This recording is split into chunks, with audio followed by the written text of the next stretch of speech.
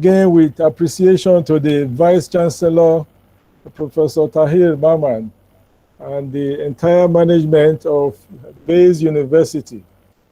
I have been invited to speak on grantsmanship and research at the first Bayes University Information Technology Research and Innovation Week.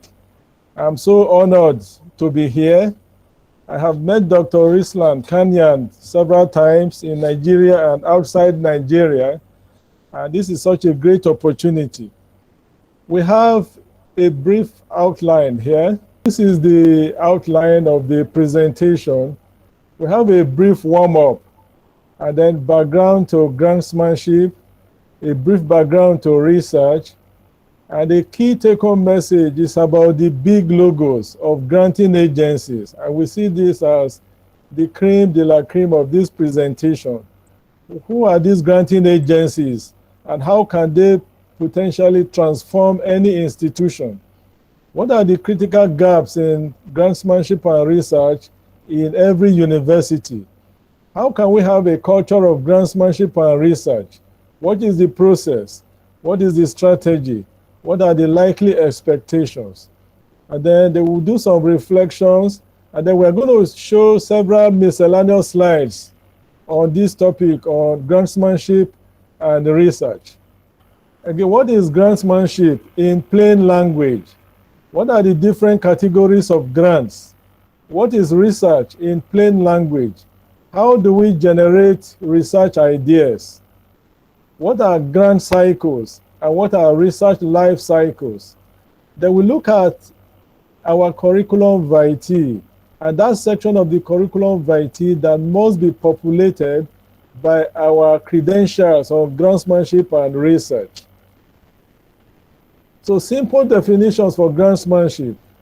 If you have any activity that is devoted to obtaining grants for research, obtaining funds for research, that is the skill in securing grants for research from federal agencies like TED Fund or the National Research Foundation in the US and thousands of other granting agencies abroad. That is grantsmanship. From the perspective of Wikipedia, we have grantsmanship as the art of acquiring financial grants through the process of grant writing, meaning that the skills for grant writing will lead to grantsmanship. So those skills need to be nurtured. And I'm very happy to see the program for the Bayes Research Week has a number of contents to build these skills for grantsmanship.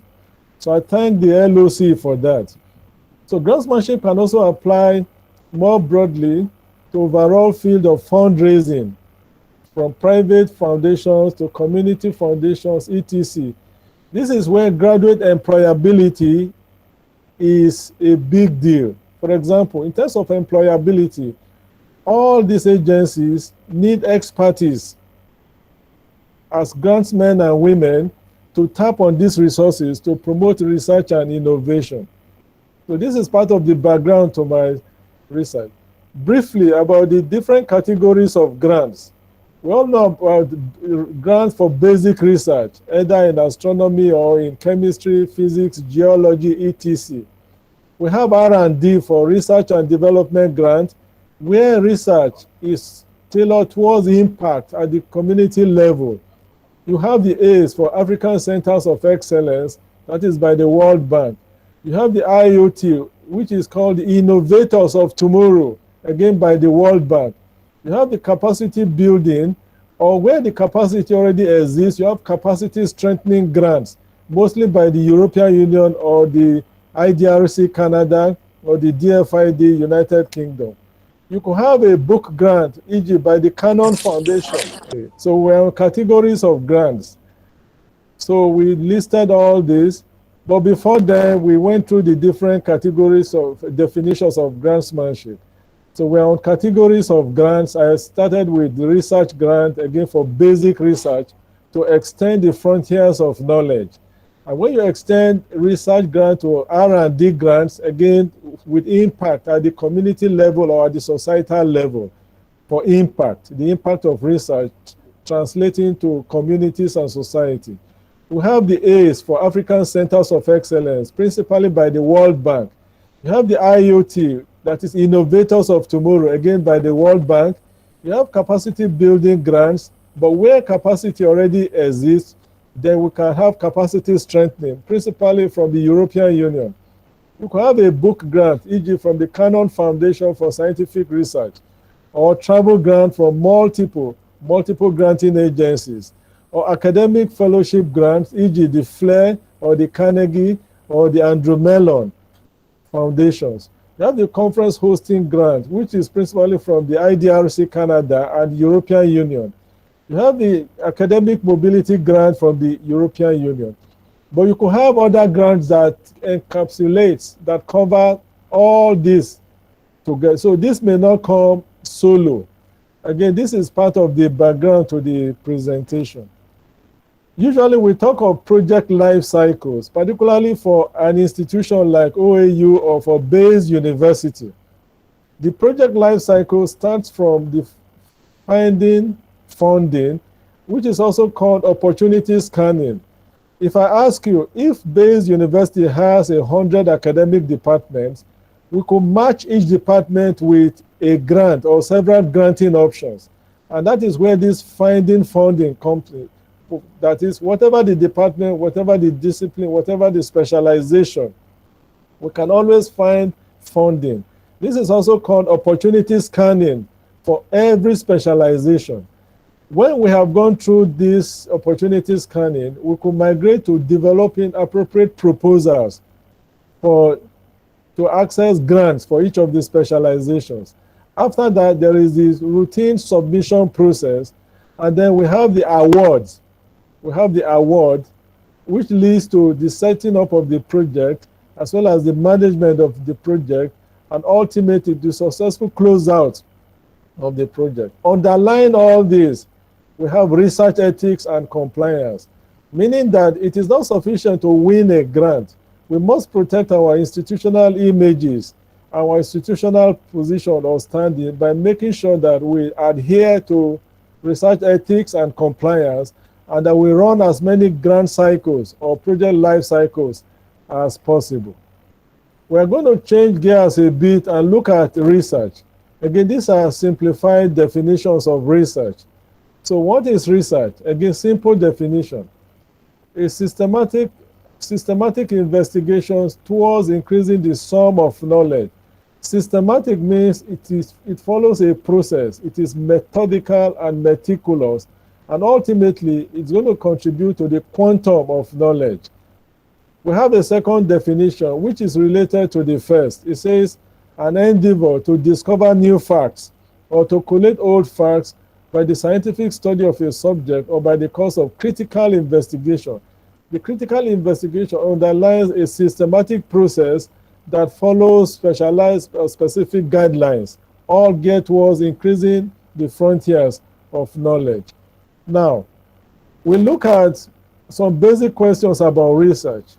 Among researchers and among students, how do we generate research ideas? How do we propose these ideas aggressively in a grant application through grantsmanship in a competitive setting? How do we conduct good research? How do we adhere to ethics and compliance? How can we run several grant cycles? How do we run impactful careers through grantsmanship and research? So generating ideas, many of us have the habit of reading voraciously. We read a lot about contents, about scholarly works, about foraging. We enjoy reading. We also have a mentor-mentee system. For example, like the Vice Chancellor or Dr. Islam could be mentors to drive grantsmanship and research culture. You have academic discourse, meaning discussion that is focused on academic content. We have seminars, conferences, and workshops just like this. When you are on tea break, you could go to some of these specialists and raise questions on their presentations. We have inaugural lectures and all academic lectures. We have newsletters, bulletins, and periodicals. We develop a love for new ideas, new ways, new technologies, new systems. We have a love for innovations, and we try to document these ideas. For grant cycles, we start with research ideas. We propose these ideas through grantsmanship, and we get funding for these research ideas, and we do the research and generate research output, which are shared through publications and presentations. But in the process, we are engaged in, we undergo some communal or scholarly engagements, influence, and impact. And then we go through the cycle again so long as we are running our careers. So this is what our careers look like. Continuously, we generate research ideas, we get funding for those ideas, and we do the research. And then we publish, and then we engage, and then we impact, and then we influence. So several of these cycles, so long as we are running our careers as academics. So this is the background to my presentation. We have some gaps as well as some opportunities. What are these gaps? We have discovered that on a monthly basis, there are hundreds of thousands of grant opportunities that are available in all fields and specializations. But these are hardly harnessed, because harnessing these opportunities requires special capacities and skills, intellectual capacities and skills. And that is the purpose for this 1 week research workshop proposed by your university base. There is really no culture of grantsmanship in any university in Nigeria. We try to nurture it, but the culture is not there yet. Look at this granting agency. We've heard of PIPAD. PIPAD churns out hundreds of calls every month. We have the grant craft, churns out thousands of calls per unit time. We have IDRC that churns out all these calls. To what extent are these utilized? We have grant chapter, we have Prof fellow, we have Terra Viva. For those of us who know Terra Viva, you have thousands of these calls. And the suggestion is to subscribe to funding news.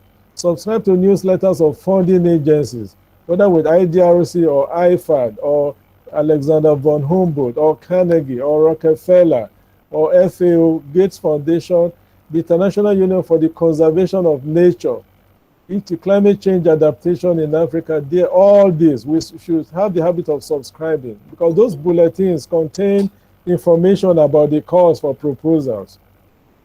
So the gaps are there. The project life cycles are poorly coordinated, from accessing opportunities through the processing of this opportunity. And that is the purpose for a workshop of this. And what are the detrimental effects? We have institutional rankings that could be better than they are. And we have millions of dollars of funding. The gaps are there for OAU and for many universities. How to harness these granting opportunities, they are barely harnessed.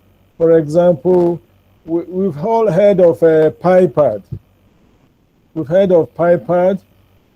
That's the Platform for African European Program for Agricultural Research and Development, with a lot of granting opportunities every month. We know of grant crafts in the middle, and then we know of IDRC, and then we know of, again, grant craft and the Prof fellow. And then we've heard of Terra Viva. Again, these are granting agencies that are barely harnessed by many institutions. We recommend subscriptions to funding news. Okay? Subscription to funding news of all these granting agencies. And the gaps remain about all the millions of dollars of funding for research and innovations that are barely harnessed. And that is a key plus for this research week for Bayes University. Okay? And then we have a vision statement, like an embedded culture of grantsmanship, driving pristine research and scholarship at Bayes University. So we have these logos of granting agencies. We're all familiar with them, from Wellcome Trust to European Commission to the World Bank, Ford Foundation, etc. We have several of these logos. I have a collection of about 500 of these logos. Okay? And the strength of every institution, the strength of any institution, is the strength of her relationship with these granting agencies. And this is so key. So if you say, which institutions are heavily ranked globally through the Times Higher Education or the QS ranking, those institutions also have a very strong relationship with these granting agencies.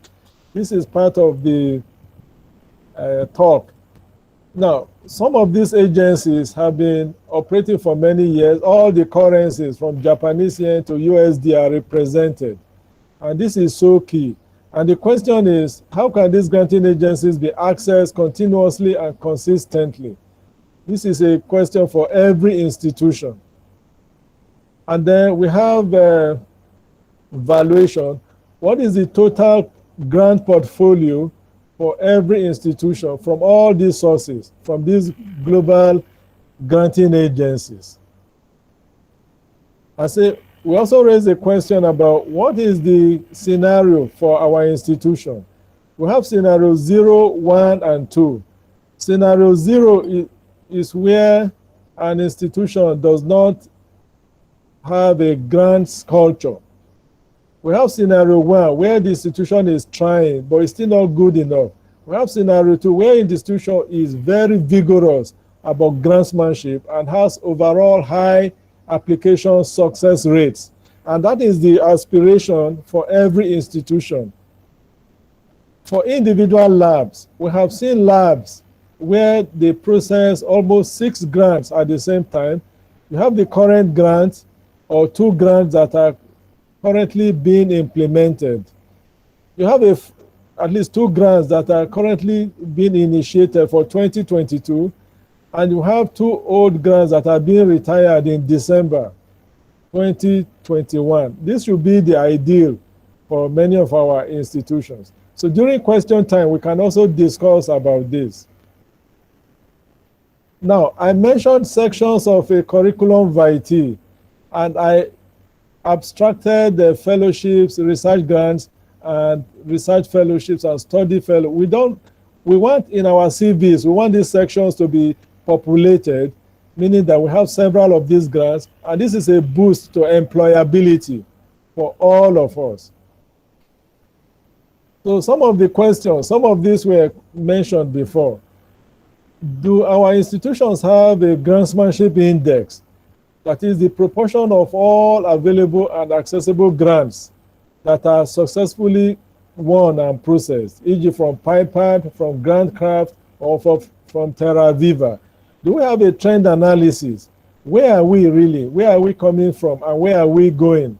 Is there some analysis of our strengths and weaknesses as well as our opportunities and barriers or threats?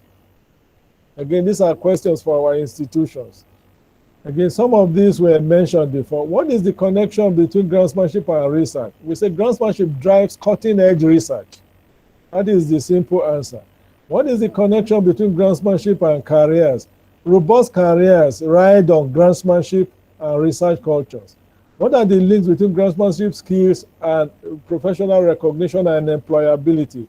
We say grantsmanship skills are a boost to employability, recognition, visibility, and strong networks. What are the habits of grantees? Again, we need to discuss this. These are very curious people, extremely diligent, extremely meticulous, extremely good at what they do. Again, how can R&D be nurtured by grantsmanship? It becomes a culture. Grantsmanship is a culture that needs to be carefully nurtured at the institutional level to drive research and innovation, as mentioned by the Vice Chancellor in his opening address. Again, all these were mentioned before, so we're going to skip that. How do we entrench grantsmanship? What is the vision? What is the process? What is the strategy?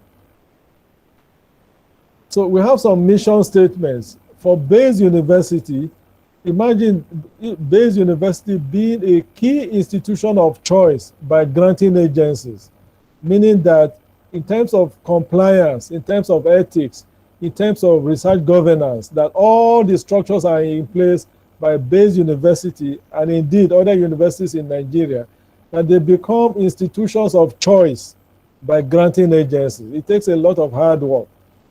that all academic staff and early careers at Bayes University are fully aware of the benefits of grantsmanship in career and institutional development, that they can leverage on grantsmanship to drive their careers, to drive research, drive cutting-edge research and innovation for institutional ranking and visibility. That all staff at Bayes University have the knowledge, skills, and expertise to harness grantsmanship for career development.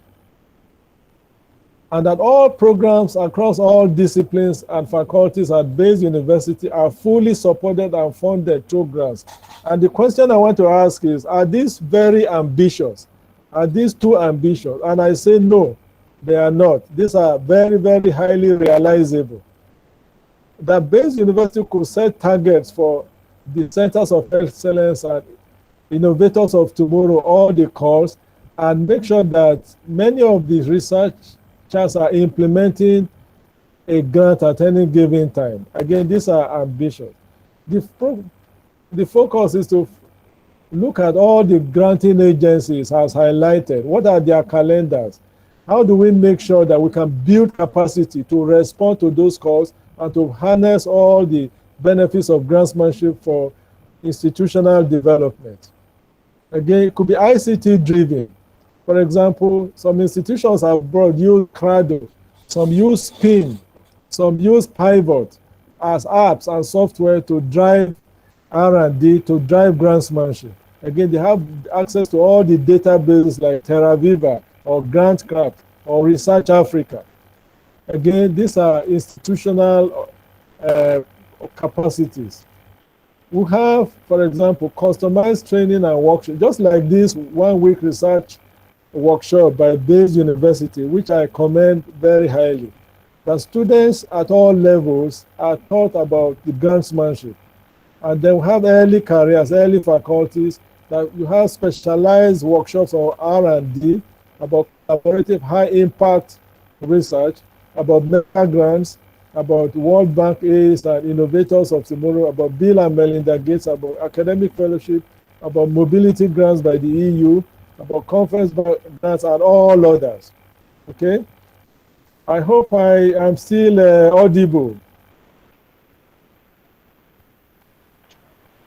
Yes, you are, sir. Yes, sir. Can hear you, Prof. Thank you, thank you. So how can we nurture the concept notes? How do we have a review of all the grants from our institutions? How do we guide the pre-award process?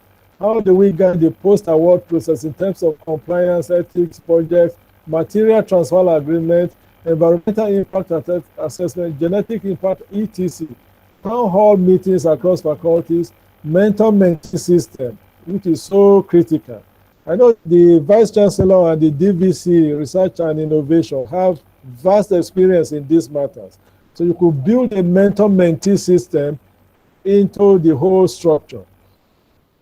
Some expectations could be that a culture of grantsmanship is implanted at Bayes University, that all categories of researchers, including early career researchers, are inspired with the skills, capacities, and knowledge for high-level competitiveness in grantsmanship. And then that your institution has a higher reputation and capacity to secure and manage grants. It is not sufficient to secure grants. You really must know the capability to manage these grants so that your institutional image is not put in jeopardy. And then gradually towards the end of this presentation, we want to look at the strategic agenda for grantsmanship Bayes University. What is that strategic agenda? It's built around about 6 pillars. The grantsmanship runs on competitiveness, because all the grants applications are subjected to rigorous evaluation, meaning that the best of the submissions are eventually selected.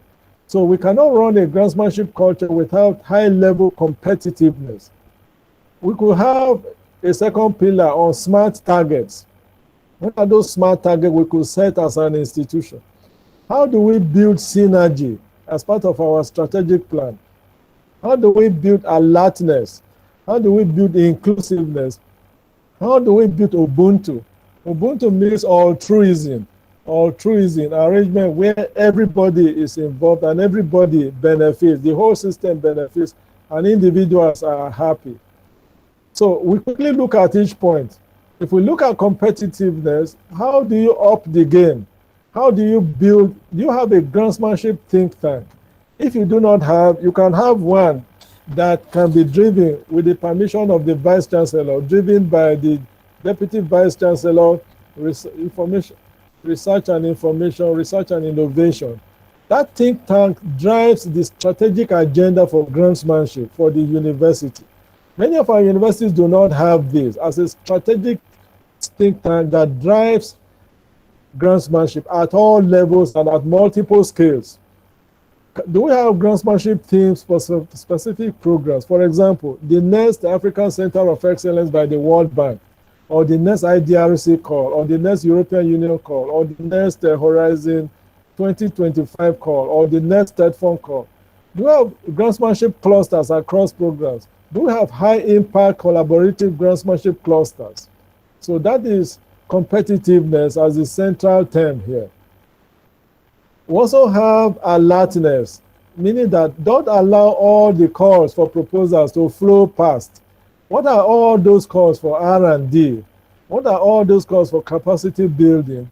What are all those calls from Gates Foundation and from all those logos? Do we have all, how can we monitor all their calendars? So we call this pillar alertness. Again, we have PIPAD, we have Grantchat, we have IDRC. We have smart annual and specific targets, e.g. for 2022. What are the targets for 2022? For example, how do we access NIH? How do we access the European Union, the MRC, the International Development Research Center, Gates Foundation, endowed chairs, number of fellows, including Flair, including Carnegie, including Ford Foundation, including Rockefeller? How do we access JICA? How do we access USAID, all this? So that is for smart target. But that can be drawn by the Grassmanship think tank, again, under the office of the Deputy Vice Chancellor, Research and Innovation. How do we have a game of inclusiveness where everybody across cadre, gender, specializations are effectively mobilized? I have a working hypothesis that everybody can effectively be mobilized, that nobody is left behind, that each of us is talented, specially. There must be a task in the Grassmanship culture to engage each and everybody. How do we build, related to inclusiveness is synergy. How do we tap on our knowledge, expertise, skills, and experiences across all individuals, either in doing objectively verified indicators, in developing the research proposal, or the log frames, or the budget, or we must tap on synergy. Again, this is for noting. Ubuntu is altruism. How do we make sure that everybody is effectively mobilized and that we are decent in our attitude, we are selfless, we are honorable, we have the institutional spirit, we are altruistic, we are team spirited, we act together, and we build our institutional image together. We maintain the highest standard of integrity and decorum and respect for each other.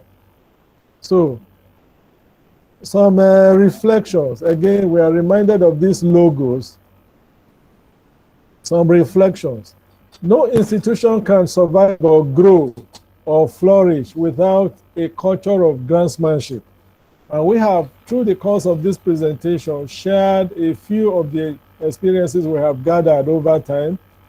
The connecting arguments are clear, that Grassmanship affects our service delivery, even in our teaching. We are supposed to cite our research outputs in our teaching, in our service, in our outreach, in our overall impact.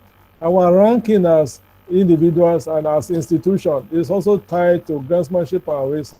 Our visibility, ultimately, our career accomplishments is tied to this topic. We have to entrench a deep culture of Grassmanship. This is a must for all of us. Now, I hope I am still audible. The first miscellaneous slide is about the granting agencies and their websites. We take 10 seconds on this. From USAID to British Council to TEDFund to all these, the websites are there. And we have access to all the websites of the granting agencies. That is the first set of miscellaneous slides. Hope the screen is showing, please. Yes, it is, sir. Okay. Now, we want to look at the very key aspect of the RDF, which is so important to this presentation. RDF is the Researcher Development Framework, and this is captioned as before we start writing for grants. Okay, we started with the website of these agencies. We have we are aware of the RDF. This is so key. I plead for our collective patience on this. We have the RDF framework.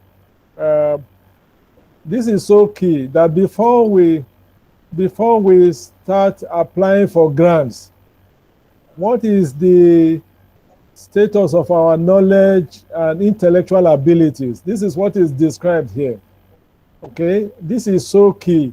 Knowledge of the RDF is a big boost for grants writing, meaning that we need to raise our intellectual capabilities, raise our personal effectiveness, increase our knowledge of research governance, as well as our status on engagement, influence, and impact.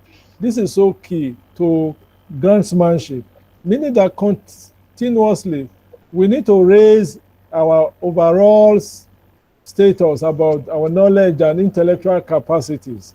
So we see this as a very key point. For example, on the top right-hand quadrant, we have knowledge and intellectual abilities of the researcher. That is domain A. And that covers your knowledge base. Again, we have all the key points about this. Knowledge of the subject matter, knowledge about research methods, knowledge about practical applications, ability to seek information, information literacy and management. These are key ingredients that are a boost to grantsmanship. Our cognitive abilities, ability to analyze, synthesize, critical thinking, evaluation, and problem-solving skills. Our creativity, our intellectual insight, our inquiring minds, sense of innovation, argument construction. The whole essence of proposal development is about argument construction. So we see this as a key step. We have personal effectiveness, and we have order. We see this as a critical starting point, meaning that we are not just waiting for a call for proposal, that we really must have a continuous process of boosting our knowledge and intellectual capacities. And that is the essence of the researcher development framework. I thought I could just include this as part of the presentation. Okay. Now, we quickly go through the miscellaneous slides, group 3 now. We want to share, for example, the template for the review of proposals by the International Foundation for Science in Sweden. For all of the staff in Bayes University that are 35 years or younger for males, or 40 years or younger for females, if they are in the science discipline, they can access the International Foundation for Science. I am a reviewer for IFS, so I'm quickly going to share in a few minutes, the template for scoring. The grant is 15,000 USD for early career researchers, and this can be renewed up to 3 times. So imagine having, for the next 9 years, you have 15,000 USD to spend on your lab. So we quickly go through the review process. It says, for example, what is the feedback about the applicant? For example, what are the suggestions for training? These are general questions for the applicant. More importantly, we are to grade the application. Is it very good or very poor? The starting point is the capacity of the applicant in terms of qualification. That one is scored here. The justification of the project, the justification relies on the intellectual capacity of the applicant. Again, that is scored on a scale of 0 to 5. And then the candidate is also scored on the research objectives, if the hypotheses are testable, if the research questions are okay, about the project design, data analysis, about the research plan. The candidate is also scored on the timeline, the budget, and then the score for the overall section. And ultimately, this candidate is scored about the scientific novelty of the application, about the applicability of the outputs, about the relevance to local, regional, and global challenges. Again, all these are connected to intellectual capability and the knowledge base of the applicant. And ultimately, a final decision is taken whether to recommend the application for funding or not recommend. If it is not recommended, the reasons are stated.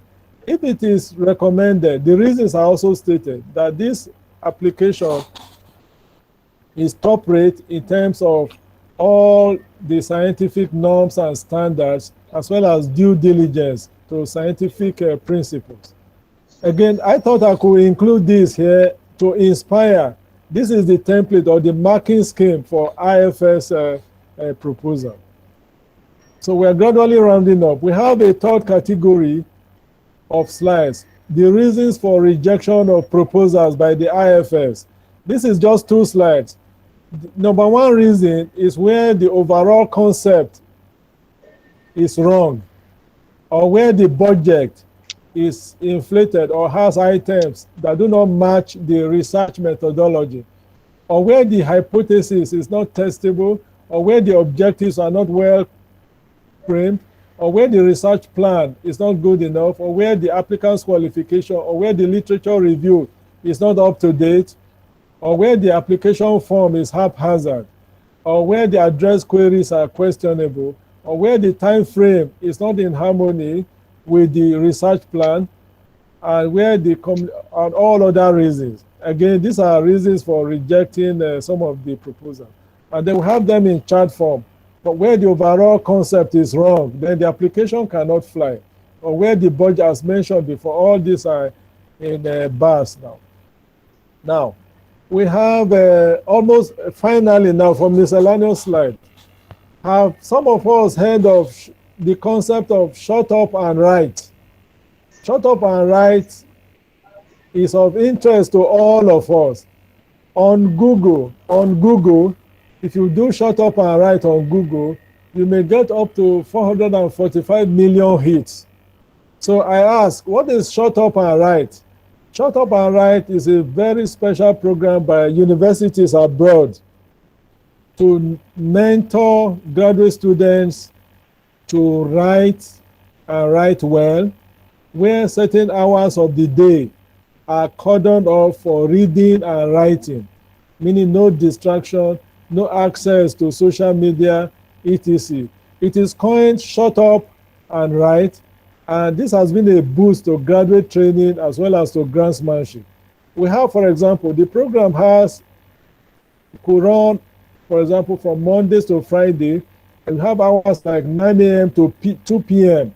are cordoned off for the hours to shut up and write. And then we can get details of this on Google. But what is the essence and how does it apply to grantsmanship? It applies to grantsmanship because very high quality grant applications will require that sense of solitude and focus and concentration. So that was how or why shut up and write was coined. Again, we can get more information. Participants can raise questions about this during the question and answer session. So that is the end of the miscellaneous slides. Again, I want to thank the Vice Chancellor, again, Professor Tahir Mahman, as well as the hierarchies of Bayes University for this wonderful opportunity. Apologies for the occasional disruption in the network. I hope, irrespective of that, we were still able to make some sense out of the presentation. So God bless all of us. Thank you so much. Thank you very much, Prof. Thank you very, very much, Prof. On behalf of everybody here and everybody else that listens to the presentation, I would like to say a big thank you to you, Prof. At this point in time, Prof, we would like to do a quick question and answer session. We'll start with the people here physically present, and then we'll take the questions that may come up virtually. So if anybody in this room has a question for Professor Saidu regarding this presentation, can they please raise their hand? Yeah, we'll start with Professor Oyarekhua. Thank you so much, Professor Saidu, for brilliant presentation. You know, I was just don't have scratched what I wanted to ask, but I want to still emphasize it. You know, like you can't propose that like this that some of our students and some of our colleagues are ready to prepare. One of the key things I want to ask is that what are the areas, the key areas that can be a problem for research from standpoint rejection? You know, like I want to just mention, we have entered, but I just want to just mention something here that in writing research plans, there are some key areas that if they are not found in research plans will be automatically rejected. And I wanted to find out what are the major things that are the things that lead to research grants being rejected after the proposal has been submitted. That's the one part, number one. And number two, also, I want to find out they highlight some of these sponsors and some of the areas of specialization that people can be able to give in to some of these sponsors. And then is it that some of these organizations that are sponsoring this research work, that anybody can come from social sciences and come from arts and come from sciences to apply for research work? And there's some specific areas like in economics, like in accounting, like in geography, and there's some specific areas that people can get happy to be able to apply for research grants. Thank you very much. Okay. Now, the second question again, please. Yes. What was the second question, please? Yeah, so that we can maybe answer them together.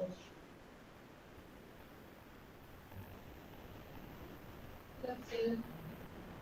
I want to say thank you very much, Prof, for your presentation. It's been very insightful. I've really learned a lot because I have just identified some of the reasons one of my proposals have never gone through. So, one of the questions I wanted to ask has been asked already. If there are specific grants agencies for specific areas of specialties. That has been asked already. So the other question is a request or appeal if the slides can be shared with the participants, because most of the very important information we didn't really grasp because you're moving on. So if the slides can be shared, we really take time to go through. There might be sites that you shared, we didn't get them because the presentation is ongoing. So I don't know if that's going to be. Thank you.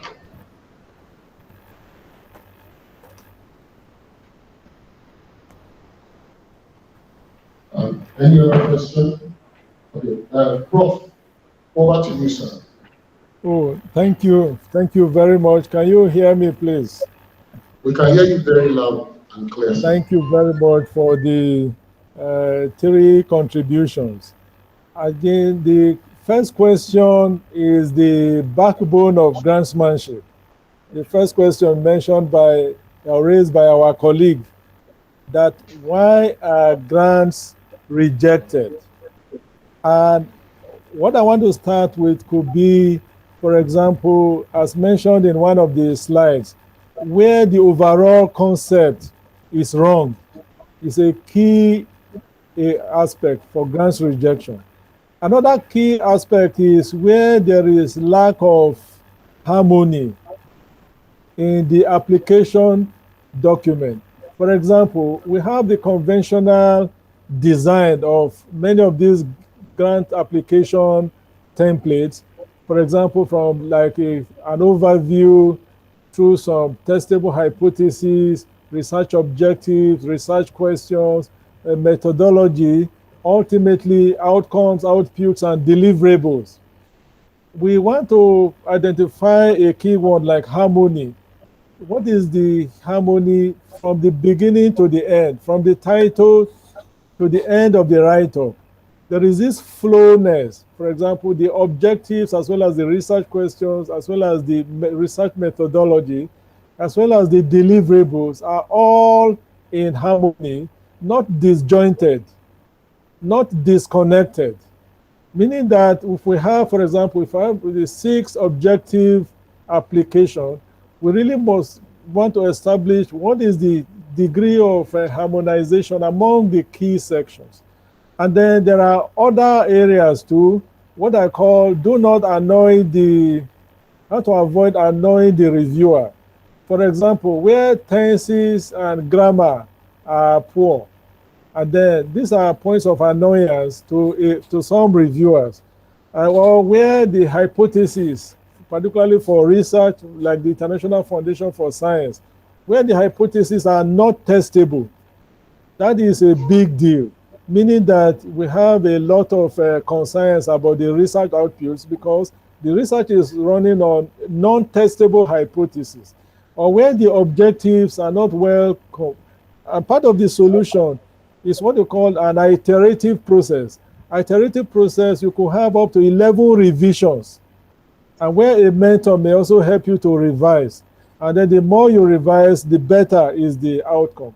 So in summary, to answer your question, we need a well-harmonized document where the objectives and the hypotheses and the methodologies, as well as the timelines and the budget. We cannot have items in the budget that are not in harmony with the methodology. So that is the first part. And now the second key question has to do with specific granting agencies for specific disciplines. I started with the International Foundation for Science. I can list up to like 6 or 7 faculties. For example, agriculture, science, basic medical, pharmacy, engineering, even aspect of environment, environmental design and management. Some of the departments are also covered by the International Foundation for Science. Again, I could mention Codestria, Council for the Development of Social Science Research in Africa. That covers law, social sciences, administration, and 2 departments in agriculture, agricultural extension and agricultural economics. But you have a number of these grants that are cross-cutting. Gates Foundation is cross-cutting. The EU is cross-cutting. You could have all the 13 faculties in OAU are covered by European Union or IDRC. So that is where the grants office really need to do the matching. So 2 broad categories of grants, those that are specific to some disciplines and those that are cross-cutting. Look at TED Fund, for example. TED Fund has 3 categories. You have humanities and social sciences as one category. You have the STEM, science, technology, engineering, and as second. Then you have cross-cutting, meaning whatever does not belong to the first 2 can belong to cross-cutting.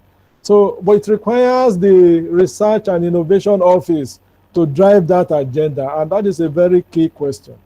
So the final contribution, yes, these slides are available for sharing by all means. Thank you very much.